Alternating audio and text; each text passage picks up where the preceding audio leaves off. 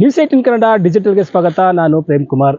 ಕೊಡಗು ಜಿಲ್ಲೆಯಲ್ಲಿ ಕಾಡು ಪ್ರಾಣಿಗಳು ಮತ್ತು ಮಾನವನ ನಡುವಿನ ಸಂಘರ್ಷ ದಿನದಿಂದ ದಿನಕ್ಕೆ ಹೆಚ್ಚಾಗ್ತಾ ಇದೆ. ಅದರಲ್ಲೂ ಪ್ರಮುಖವಾಗಿ ಮಳೆಗಾಲದಲ್ಲಿ ಕಡಿಮೆ ಇದ್ದಂತಹ ಕಾಡು ಪ್ರಾಣಿಗಳ ಹಾವಳಿ ಈಗ ಮಳೆಗಾಲ ಕಡಿಮೆ ಆಗ್ತಿದ್ದಂತೆ, ಬಿಸಿಲು ಜಾಸ್ತಿ ಆಗ್ತಿದ್ದಂತೆ ಆಹಾರವನ್ನು ಆರಿಸಿ ನಾಡಿಗೆ ಕಾಡು ಪ್ರಾಣಿಗಳು ಲಗ್ಗೆ ಇಡ್ತಾ ಇದೆ. ಇದಾಗಿ ಕೂಡ ಜನಜೀವನ ಸಂಪೂರ್ಣವಾಗಿ ಭಯದಲ್ಲಿ ಜೀವನ ಮಾಡುವಂತಹ ಸ್ಥಿತಿ ನಿರ್ಮಾಣವಾಗಿರುವಂಥದ್ದು.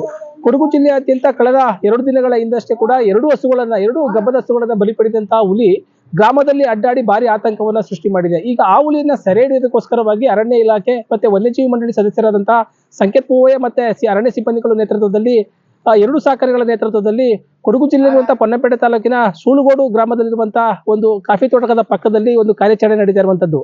ಮುಂಜಾನೆಯಿಂದಲೇ ಕೂಡ ಶ್ರೀಕಂಠ ಮತ್ತೆ ಅಭಿ 2 ಕಾಡಾನೆಗಳ ಸಹಾಯದಿಂದ ಸೂಳುಗೋಡು ಭಾಗದಲ್ಲಿರುವಂತಹ ಕಾಫಿ ತೋಟಗಳಲ್ಲಿ ಕಾರ್ಯಾಚರಣೆ ನಡೀತಾ ಇದೆ. ಹಲವು ಸಿಬ್ಬಂದಿಗಳು ಕೂಡ ಹುಲಿ ಸೆರೆಯಾಗಿ ಮತ್ತೆ ಹುಲಿಯನ್ನ ನಾಡಿರುವಂತಹ ಹುಲಿಯನ್ನ ಕಾಡಿಗಟ್ಟುವಂತಹ ಕಾರ್ಯಾಚರಣೆ ಮುಂಜಾನೆಯಿಂದ ಕೂಡ ನಡೀತಾ ಇದೆ. ಈಗ ನಡೆದಿರುವಂತಹ ಕಾರ್ಯಾಚರಣೆ ಕೂಡ 2 ಸಹಕಾರಿಗಳು ಕೂಡ ಅರಣ್ಯ ವ್ಯಾಪ್ತಿ ಆಗಿರ್ಬೋದು ಮತ್ತೆ ಕಾಫಿ ತೋಟದಲ್ಲಿ ಒಳಗಡೆ ಆಗಿರ್ಬೋದು ಎಲ್ಲವೂ ಕೂಡ ಕಾರ್ಯಾಚರಣೆ ಮಾಡೋದರ ಮೂಲಕವಾಗಿ ಹುಲಿಯನ್ನ ಕಾಡಿಗಟ್ಟುವಂತಹ ಕಾರ್ಯಾಚರಣೆ ನಡೀತಾ ಇದೆ. ಪ್ರಮುಖವಾಗಿ ಕೊಡಗು ಜಿಲ್ಲೆಯಲ್ಲಿ ಆಹಾರವನ್ನು ಅರಸಿ ಬಂದಂತಹ ಒಂದು ಹುಲಿ ಆಗಿರ್ಬೋದು ಮತ್ತೆ ಕಾಡಾನೆಗಳಾಗಿರ್ಬೋದು ಮನುಷ್ಯರ ಮೇಲೆ ದಾಳಿ ಮಾಡ್ತಾ ಇದೆ. ಆಹಾರವನ್ನು ಅರಸಿ ಬಂದಂತಹ ಒಂದು ಕಾಡು ಪ್ರಾಣಿಗಳು ಕೂಡ ಅವು ಪ್ರಾಣವನ್ನ ಕಳೆದುಕೊಳ್ಳುವುದರ ಜೊತೆಗೆ ಮತ್ತೆ ಕೆಲವು ಮನುಷ್ಯರ ಮೇಲೆ ಕೂಡ ದಾಳಿ ಮಾಡ್ತಾ ಇದೆ. ಈಗ ಕಾಫಿ ಕೂರಿನ ಸಮಯ, ಜನವರಿ ಮತ್ತೆ ಡಿಸೆಂಬರ್ ತಿಂಗಳಲ್ಲಿ ಕೂಡ ಕಾಫಿ ಕೂರಿನ ಸಮಯ. ಇಂಥ ಸಂದರ್ಭದಲ್ಲಿ ಕಾಡಿನಲ್ಲಿ ಆಹಾರ ಸಿಕ್ಕಂತ ಸಂದರ್ಭದಲ್ಲಿ ಕಾಡು ಅಂದ್ರೆ ನಾಡಿಗೆ ಬರ್ತವೆ. ಲಗ್ಗೆಂಡಂತ ಸಂದರ್ಭದಲ್ಲಿ ಕೂಡ ಮನುಷ್ಯರ ಮೇಲೆ ದಾಳಿ ಮಾಡ್ತಾ ಇದೆ. ಒಂದು ಭಾಗದಲ್ಲಿ ಕಾಡಾನೆಗಳ ಹಾವಳಿ ಹೆಚ್ಚಾದ್ರೆ ಒಂದು ಭಾಗದಲ್ಲಿ ಹುಲಿಯ ಒಂದು ಹಾವಳಿ ಹೆಚ್ಚಾಗಿರುವಂತದ್ದು. ಈ ಪೊನ್ನಪೇಟೆ ಭಾಗದಲ್ಲಿ ಕಾಡಿನ ಅಂಚಿನಲ್ಲಿರುವಂತಹ ಒಂದು ಕಾಫಿ ತೋಟದಲ್ಲಿ 2 ಹಸುಗಳನ್ನ ಕೂಡ 1 ತಿಂಗಳಿಂದ ಕೂಡ ಬಲಿ ಪಡೆದಿತ್ತು. ಆ ಒಂದು ಬಲಿ ಪಡೆದಂತಹ ಹುಲಿಯನ್ನು ಕೂಡ ಕಾರ್ಯಾಚರಣೆ ಮಾಡೋದ್ರ ಮೂಲಕ ಕಾಡಿಗಟ್ಟುವಂತ ಕಾರ್ಯಾಚರಣೆ ಮಾಡಿದ್ರು. ಆದ್ರೆ ಈಗ ಮತ್ತೆ ಅದೇ ಹುಲಿ ಒಂದು ಈ ಸೂಳುಗೋಡು ಭಾಗದಲ್ಲಿರುವಂತಹ ಒಂದು 2 ಗಬ್ಬದ ಹಸುಗಳ ಮೇಲೆ ದಾಳಿ ಮಾಡಿ 2 ಪ್ರಾಣವನ್ನು ತೆಗೆದುಕೊಂಡ ಹಿನ್ನೆಲೆಯಲ್ಲಿ ಕೂಡ ಇದು ಕಾರ್ಯಾಚರಣೆ ನಡೆಸ್ತಾ ಇರುವಂತದ್ದು. ಅಲ್ಲದೆ ಪ್ರಮುಖವಾಗಿ ಕೊಡಗು ಜಿಲ್ಲೆಯಲ್ಲಿ ಮಾನವ ಮತ್ತೆ ಕಾಡು ಪ್ರಾಣಿಗಳ ಸಂಘರ್ಷ ದಿನದಿಂದ ಹೆಚ್ಚಾಗ್ತಾ ಇದೆ. ಕಾಡು ಪ್ರಾಣಿಗಳು ಏನು ನಾಡಿಗೆ ಲಗ್ಗೆ ಇಡ್ತಾ ಇದೆ, ಅದನ್ನ ಕೂಡ ಕಾಡು ಪ್ರಾಣಿಗಳು ಕಾಡಿನಲ್ಲೇ ಇರಬೇಕು. ಕಾಡಿನಲ್ಲಿ ಯಾವಾಗ ಲಗ್ಗೆ ಇಡ್ತವೆ ಅವು ಮನುಷ್ಯರಿಗೆ ತುಂಬಾ ಆಪತ್ತು ಎದುರಾಗುತ್ತೆ ಅಂತ ಹೇಳ್ಬೋದು. ಕಾಡು ಪ್ರಾಣಿಗಳು ಕೂಡ ನಾಡಿಗೆ ಬರದಂತ ತಡೆಯೋದಕ್ಕೆ ಅರಣ್ಯ ಇಲಾಖೆ ವಿಫಲವಾಗಿದೆ. ಈ ಹಿನ್ನೆಲೆ ಕೂಡ ಸ್ಥಳೀಯರು ಆಕ್ರೋಶವನ್ನು ವ್ಯಕ್ತಪಡಿಸಿದ್ರ ಜೊತೆಗೆ ಕಾಡು ಪ್ರಾಣಿಗಳು ಸಂಪೂರ್ಣವಾಗಿ ನಗರ ಪ್ರದೇಶಗಳಿಗೆ ಬರಬಾರ್ದು, ಕಾಡಿನಲ್ಲೇ ಉಳ್ಕೊಳ್ಬೇಕು. ಕಾಡಿನಲ್ಲಿ ಸಿಗುವಂತಹ ಏನು ಅವುಗಳಿಗೆ ಅನುಗುಣವಾಗಿ ಬೇವು ಮರಗಳನ್ನ ಬೆಳೆಸಬೇಕು ಅಂತ ಕೂಡ ಸ್ಥಳೀಯರ ಆಗ್ರಹವಾಗಿರುವಂತದ್ದು.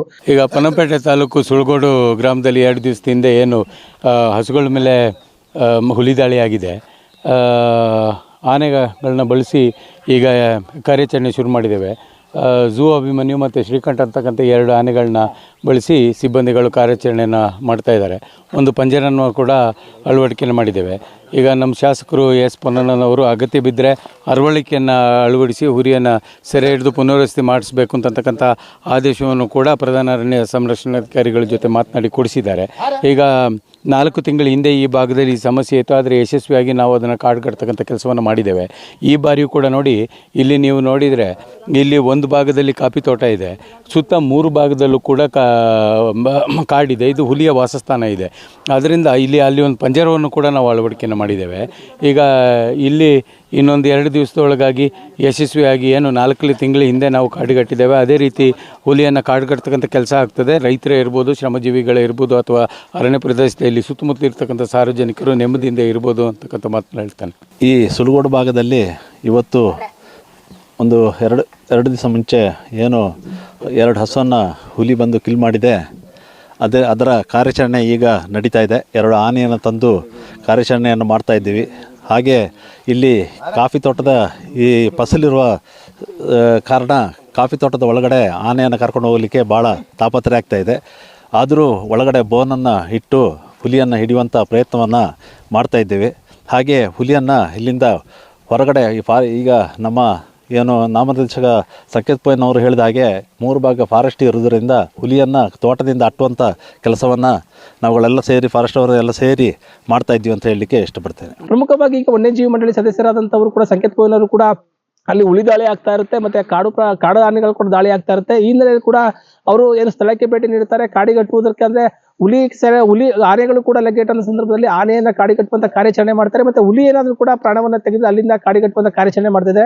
ಆದ್ರೆ ಆ ಪ್ರಾಣಿಗಳು ಕೂಡ ಕಾಡು ಪ್ರಾಣಿಗಳು ನಾಡಿಗೆ ಲಗ್ಗೆ ಇಡೋದಕ್ಕೆ ಕೂಡ ಎಲ್ಲೂ ಕೂಡ ಹಿಂದೆ ಮುಂದೆ ನೋಡೋದಿಲ್ಲ. ಹಾಗೆ ಆಹಾರವನ್ನು ಅರಸದಿ ಬಂದಂತ ಕಾಡಾನೆಗಳು ಕೂಡ ಮನುಷ್ಯರ ಪ್ರಾಣವನ್ನ ತೆಗೆಯುತ್ತಿರುವಂತದ್ದನ್ನ ನಾವು ನೋಡ್ಬೋದಾಗಿರುವಂತದ್ದು. ಕೊಡಗು ಜಿಲ್ಲೆಯಲ್ಲಿ ಪ್ರಮುಖವಾಗಿ ಅಂದ್ರೆ ಬೆಳೆ ಅಂದ್ರೆ ಕಾಫಿ ಬೆಳೆ ಆಗಿರ್ಬೋದು, ಮೆಣಸಾಗಿರ್ಬೋದು ಎಲ್ಲವೂ ಕೂಡ ಅದನ್ನ ನಂಬಿ ಜೀವನ ಮಾಡುವಂತಹ ಜನರು ಇಲ್ಲಿ ಇಚ್ಚಿರುವಂತದ್ದು.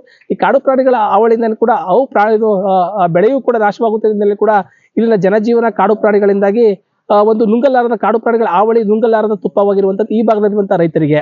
ಪ್ರೇಮ್ ಕುಮಾರ್, ನ್ಯೂಸ್ 18 ಕನ್ನಡ, ಕೊಡಗು.